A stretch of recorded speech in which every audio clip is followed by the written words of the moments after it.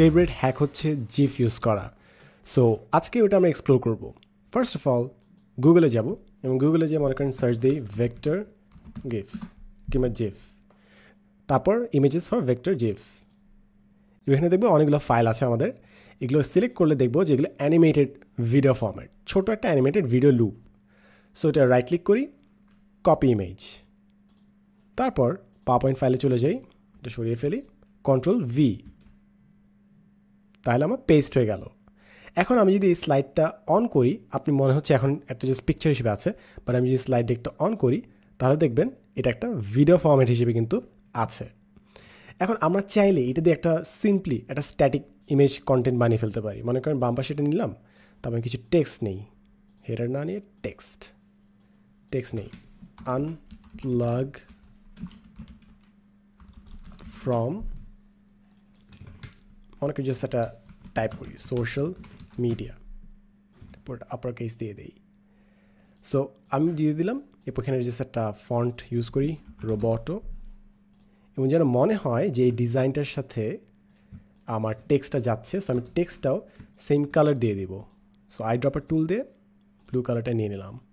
আমি দ্রুত যাচ্ছি বিকজ ডিজাইনটা শেখানোর মেইন কাজ না, এখানে জাস্ট জিফটা কীভাবে ইউজ করতে হয় সেটা শেখাচ্ছি আমি এখানে। সো আমি সাইজটা বড় করে দিলাম অ্যান্ড মোটামুটি আমাদের একটা ডিজাইন হয়ে গেছে এখানে, আনপ্লাগ ফ্রম সোশ্যাল মিডিয়া। এখন এই মেসেজটা আমি একটা ভিডিও হিসেবে যদি নিতে চাই তাহলে জাস্ট ভিডিও হিসেবে রেন্ডার করে দিলে আমরা পেয়ে যাব।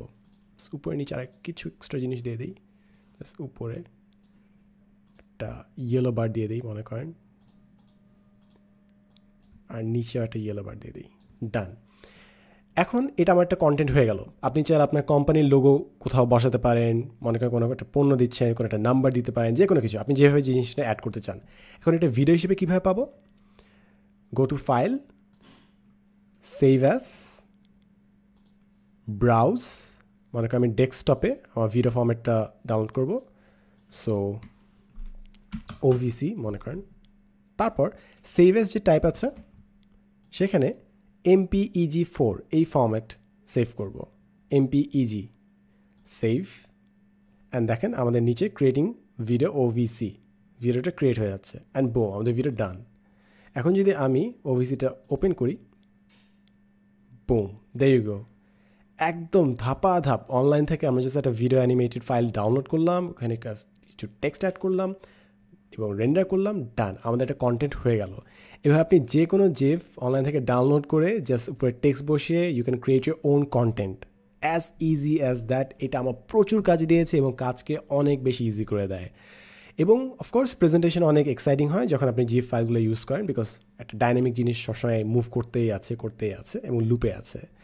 আমার একটা সতর্কতা আমি বলে রাখি, সেটা হচ্ছে যদি আপনি প্রফেশনাল কাজ করেন তাহলে please please please make sure যেন আপনি কপিরাইটেড কন্টেন্ট না চুজ করেন, কিংবা যদি কন্টেন্ট নেনও ওটার জন্য যেন পেইড কন্টেন্ট লাইসেন্সটা নিয়ে তারপর জিফটা ইউজ করেন। কারণ আপনি যদি পেশাদার কাজে জিফটা ইউজ করেন এবং আপনি যদি এটা পাইরেসি করে নেন তাহলে কিন্তু আপনি ঝামেলায় পড়তে পারেন। So my suggestion would be, যখন আপনি জিফ ইউজ করছেন, যদি নন কমার্শিয়াল পার্সোনাল কাজে ইউজ করেন তাহলে ইউজ করেন, সমস্যা নেই। বাট যখন প্রফেশনাল কোনো পেইড কাজে ইউজ করছেন তখন মেক শিওর করেন যেন এটা আপনার লাইসেন্সে ঝামেলাটা